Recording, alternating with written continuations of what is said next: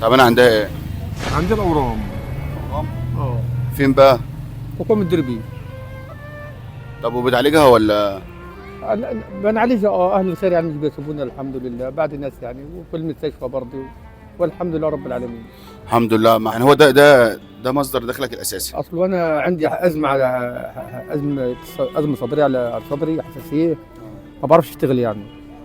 فهي شغلي اخف شغله عندي، فبعملها على قدي عشان المصاريف بس وخلاص. طب انت شغلك بيبقى كام ساعه في اليوم؟ الموجود اليوم كله. طب في ناس بتجيلك عارفاك زباين ليك ولا اجتهادي؟ اجتهادي كده يعني، في ناس برضه عارفاني زباين، والحمد لله يعني. الحمد لله انا من وقت ما شفت يعني رؤيات ربانيه حلوه، والحمد لله رب العالمين. رؤيه ربانيه؟ اه. ايه هي الرؤيه بقى؟ والله انا عمري ما قلت لحد، بس اقولها لك يعني. اتفضل. لا انا عايزك تقول عشان الناس كمان تستفاد منك، وقد ايه انت راضي وقد انا ايه. شفت الحمد لله رسول الله 7 مرات. عليه الصلاه والسلام.